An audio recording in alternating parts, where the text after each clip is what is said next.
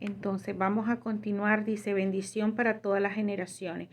Algún tiempo después José fue informado por su hijo Efraín, que estudiaba regularmente con Jacob, que su padre estaba enfermo. José llevó a sus dos hijos para que recibieran una bendición y los puso delante de Jacob. Jacob aparentemente no los reconoció en primera instancia. ¿Quiénes son estos? Eso está en el libro de Génesis 48:8. Él preguntó.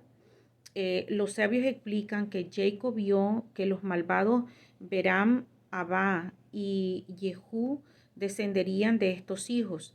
¿De dónde vienen?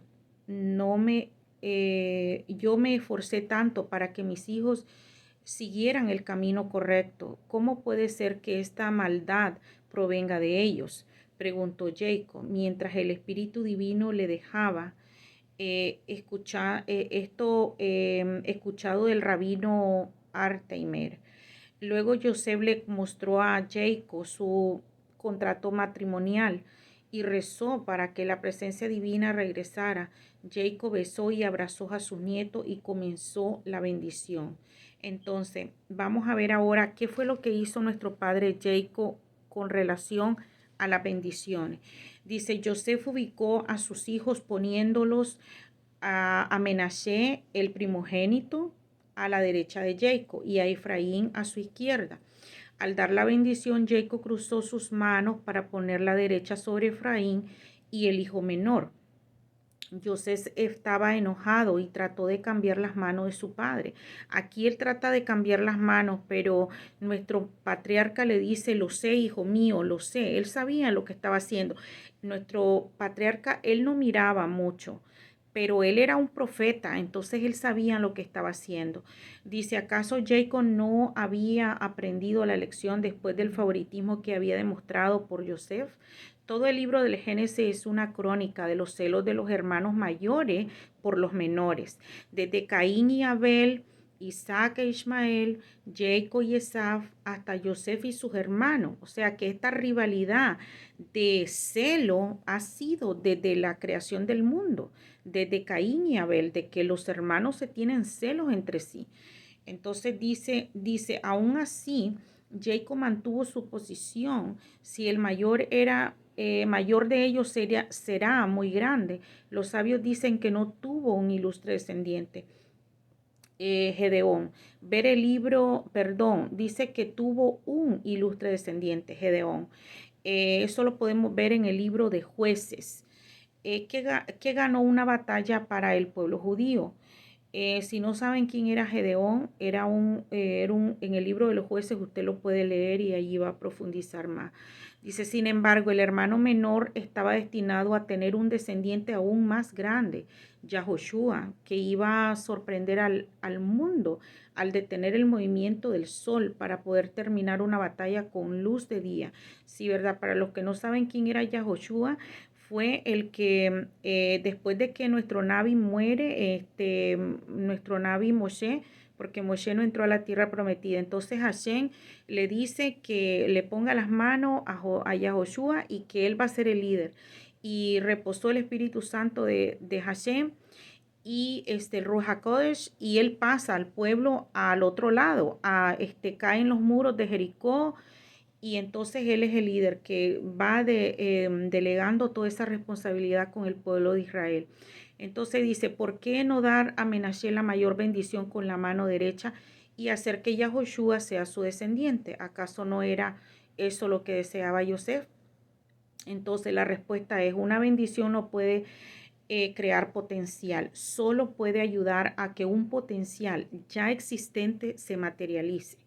Efraín tenía el potencial de producir a Yahoshua, pero Menasés solo tenía el potencial para Gedeón. Jacob se dio cuenta que él no podía aumentar el potencial de Menasés, por lo que la mayor bendición tenía que ser para Efraín, según el rabino Ishlomo Wolbe. Rectifico, Wolbe. En ti será bendito todo Israel. ¿Qué quiere decir eso?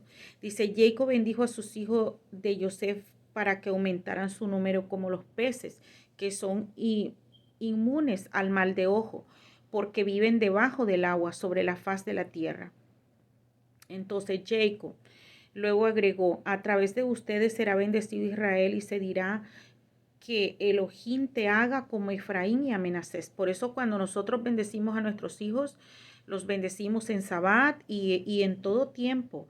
Entonces nosotros les decimos que te haga como Efraín y Amenasés.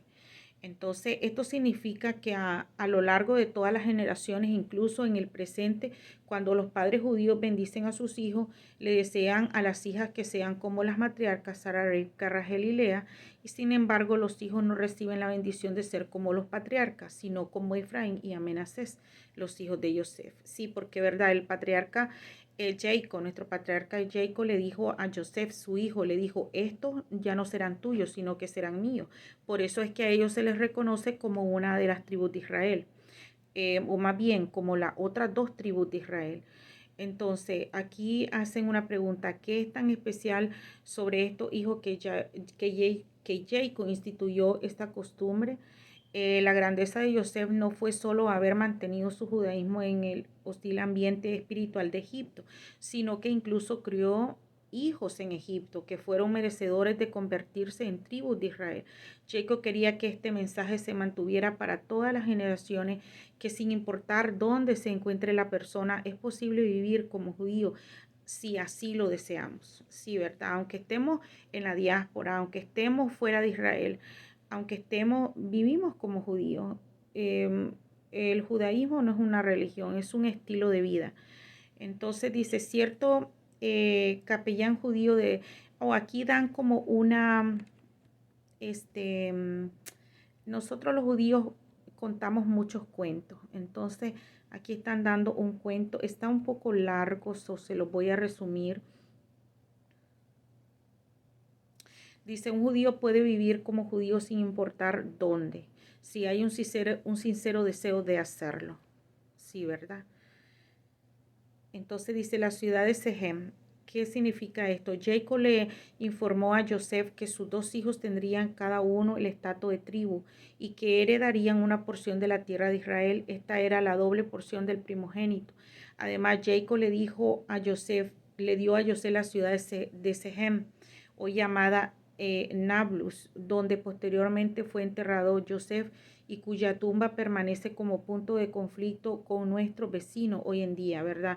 Todo eso, el conflicto que hay entre Gaza y Israel. Entonces, Jacob había capturado Sején de los emoritas en su espada y su arco. Eso está en el libro del Génesis 48:22. Entonces dice, Jacob no conquistó la ciudad de Sején, Sihón y Levi lo hicieron. Entonces, ¿por qué Jacob se la dio a Joseph? El traductor del arameo Onketo explica, espada y arco, realmente se refiere a términos espirituales. Mi rezo y mi súplica. Jacob, con el mérito de su Torá y su rezo, hizo que las naciones vecinas no se involucraran con los judíos. ¿En qué parte del texto se alude a esta explicación? ¿Por qué se menciona primero la espada y luego el arco, cuando usualmente se utiliza en el orden inverso? Los guerreros primero disparan las flechas a los enemigos desde la distancia y solo después sacan sus espadas para el combate frente a frente. Esto demuestra que estábamos hablando de batallas espirituales que empiezan en un rango cercano, la parábola de la espada. Luego, cuando el mal es alejado de nuestro entorno inmediato, nosotros, por así decirlo, continuamos la terapia con nuestra Torá y nuestros rezos y le tiramos flechas. Quédate ahí, no te acerques. Entonces, esa es una manera de que nuestros sabios nos dicen de que cómo se relacionan las armas físicas con la pelea que es espiritual. Dice nuestro padre Jacob bendice a las tribus. Jacob reunió a sus 12 hijos en su lecho de muerte y el mejor momento para que escucharan la fría y dura verdad, y declaró que iba a revelar exactamente lo que iba a ocurrir al final de los días. Luego repentinamente empezó a bendecirlos.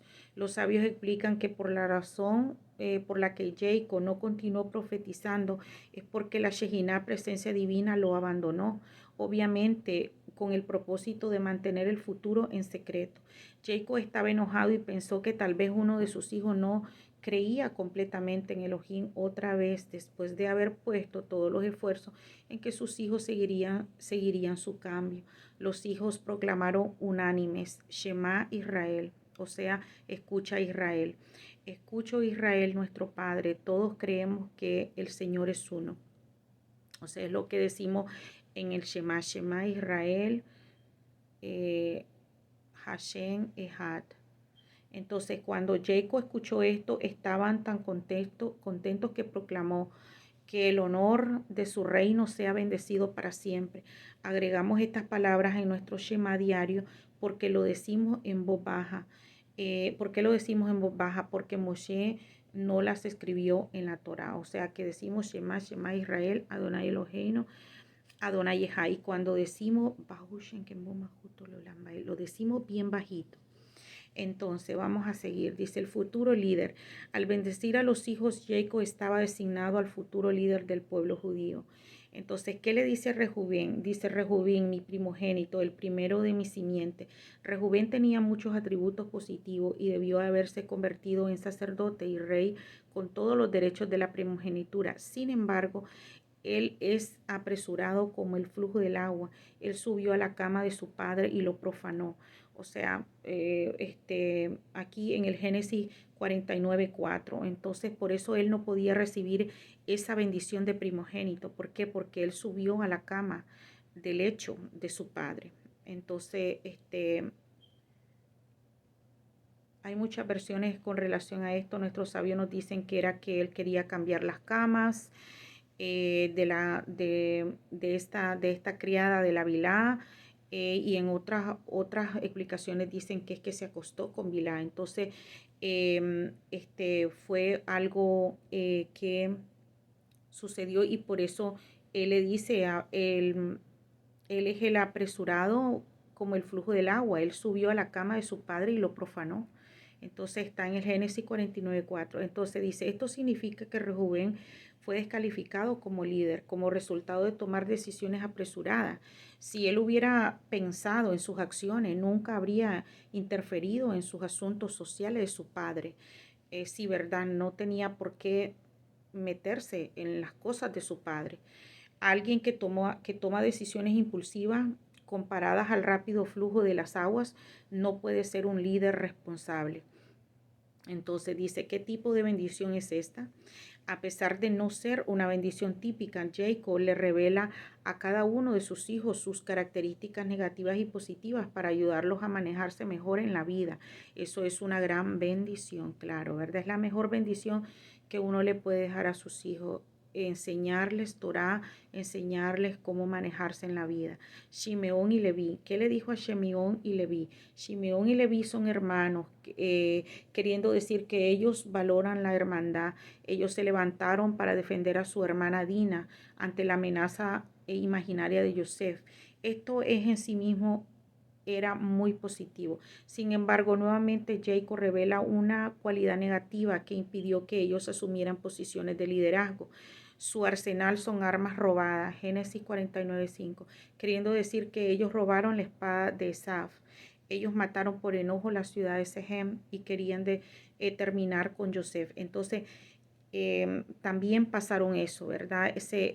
Para los que no saben, lo que sucedió aquí es que esta niña se sale, la violan y entonces como eran incircuncisos, ellos fueron y mataron a todos esos hombres cuando se habían circuncidado. Entonces, pues todo pasa porque Hashem lo permite, pero ya a la hora de la bendición, eso fue lo que les tocó. Después dice, todos estos años, Jacob aún no se olvidaba del celo extremo que ellos cuando hicieron desaparecer toda la de Shechem, toda la ciudad de Shechem, no tan inocente población de Shechem. También podemos ver la parashá Vayikra. Ahí usted puede ver eso. Entonces dice, mal es su enojo. Entonces muchos años después dice el profeta no judío Bilán, que trató sin éxito de decir mal del pueblo de Israel, se quejaría que incluso cuando ellos merecen ser este, mal, solo su enojo es el mal, no ellos en forma personal. O sea que él no dijo mal ellos. Él dijo mal su enojo. Entonces, y no ellos en forma personal. Jacob estaba diciendo que Simeón y Leví tenían un temperamento apasionado que motivaba sus decisiones y esto los descalificaba para asumir cargos de liderazgo. Sí, ¿verdad? Porque tenemos que aprendernos a controlar. Hay tres cosas que debemos de controlar. El temperamento es algo muy importante, aprender a controlarlo. Dice, voy a dividirlos en Jacob, esparcidos en Israel. Génesis 49:7. El antídoto para el problema de Simeón y Levi era estar separados uno del otro para que no pudieran causar daño juntos. La tribu de Leví no recibió ninguna porción en la tierra y fue esparcida en las ciudades a lo largo de Israel. Tenían que vivir de los diezmos del pueblo y por eso tenían que comportarse siempre de la mejor manera o si no pasarían hambre. Sí, verdad, para los que no saben, los levitas eran los que hacían se encargaban de las cosas del templo, de los utensilios, de incluso nuestro Nabi Moshe, Aarón y sus hijos, Merari, el otro muchacho, eran levitas. Entonces, este, tenían que hacer su trabajo en el templo, si no, ellos pasarían hambre. Entonces, porque eso fue la porción que les tocó. Hashem, eso fue lo que los destinó para hacer y tenían que portarse bien para, para comer. Entonces dice, la tribu de Simeón fueron maestros de escuela que también deambulaban por la tierra y tuvieron que aprender a tener paciencia para poder lidiar con sus hermanos. El rabino Hirsch hace nota que el cambio de nombre de Jacob a Israel denota dos periodos en la historia judía. Cuando estamos en el nivel más alto de Israel, eso significa que somos soberanos en nuestra tierra. Entonces esparcimos en Simeón y a los Leví y no los hacemos jefes de Estado, porque su ira puede conducir a la guerra. Sin embargo, cuando somos Jacob en exilio, somos pisoteados. Es bueno tener a algunos Simeón y Leví alrededor de nosotros para recordarnos del orgullo judío y ayudarnos a mantener el antisemitismo a raya. Sí, ¿verdad? Porque hoy en día hay mucho semitismo. Entonces dice Yehudá, los sabios dicen que en este punto, luego de escuchar las bendiciones de su hermano, Yehudá empezó a caminar de puntita hacia la puerta porque anticipaba su bendición con su conducta con Tamar. Luego Yeco lo llamó Yehudá, Yehudá, tú eres como ellos, tú eres el que tiene las cualidades de liderazgo. Tú admitiste ser el padre de los hijos de Tamar a pesar de la considerable venganza que te causó. Esto demuestra que un sentido interno de moralidad, tus hermanos van a aceptar estar subordinados a ti como su rey. Tu mano va a estar en el cuello de tus enemigos y los hijos de tu madre se inclinarán ante ti.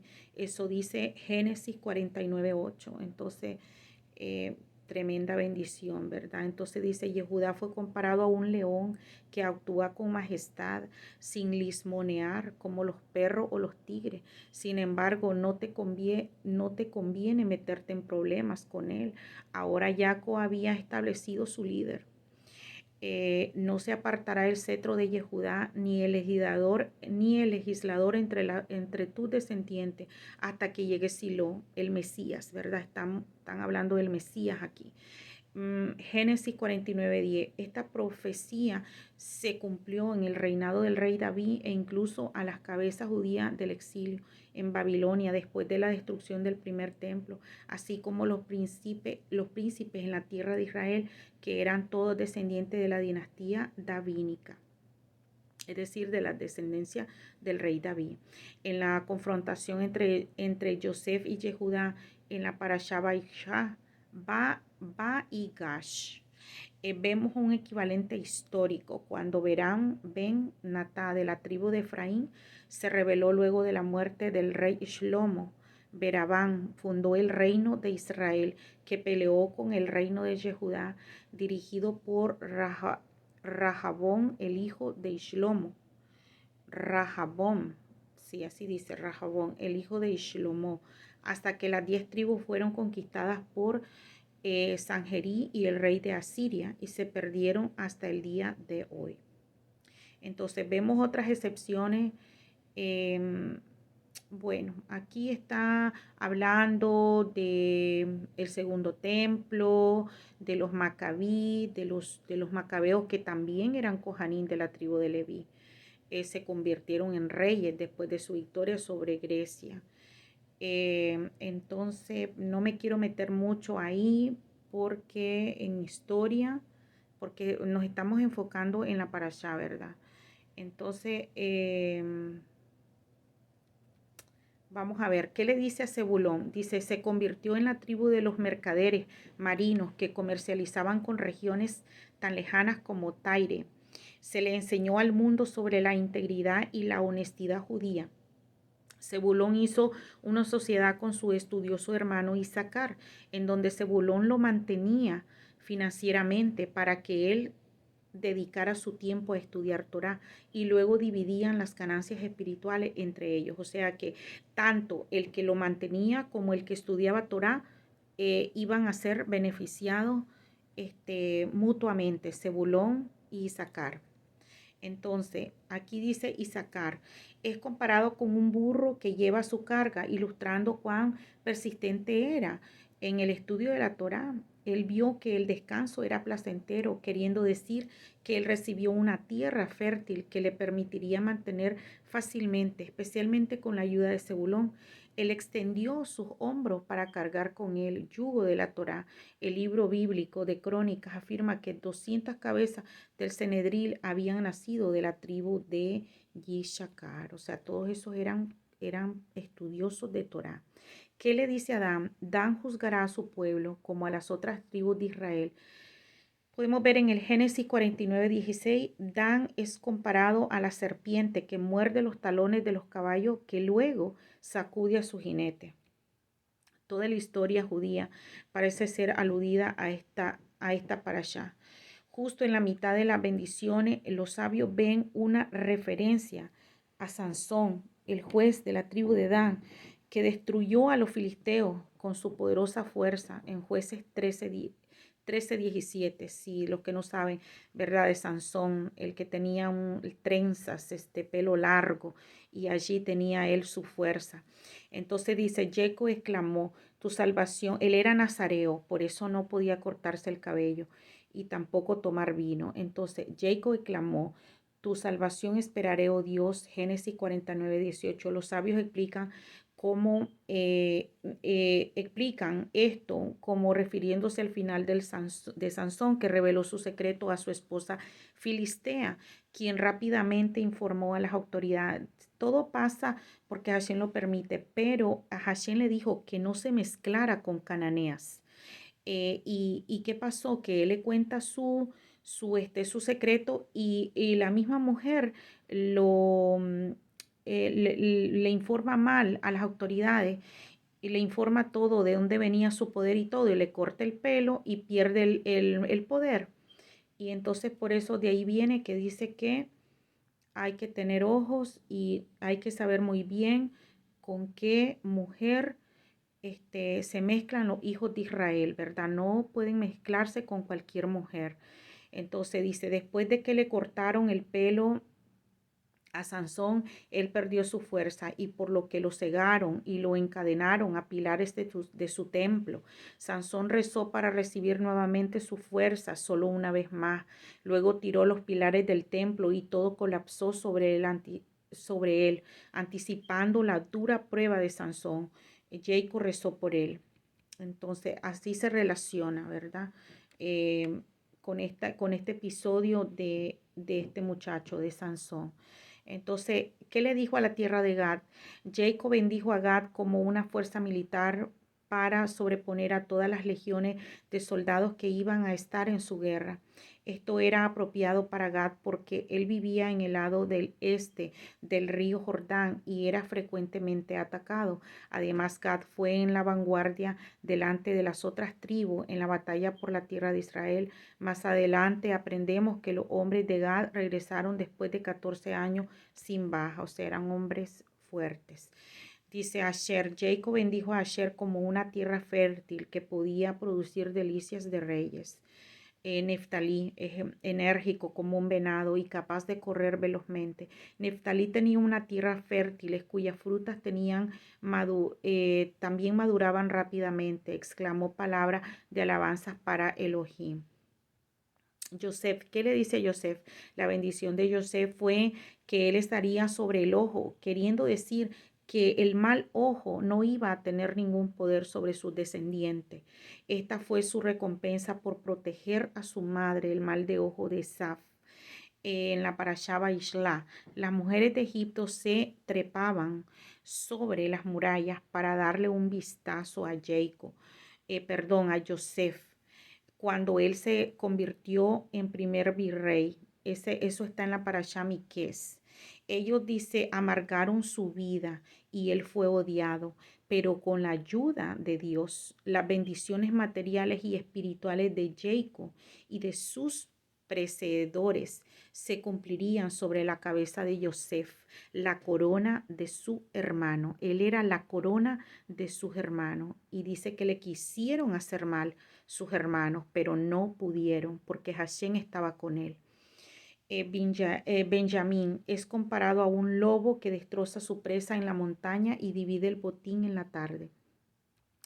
El rabino Hirsch entiende de este verso que Benjamín iba a destrozar al lobo, queriendo decir Amalek, el archienemigo de los judíos. En la mañana se refería al amanecer del reinado. El primer rey judío, Saúl, de la tribu de Benjamín, borró a Amalek, pero no completó la tarea, dejando que el rey Aoc viviera por una noche, permitiéndole producir progenie.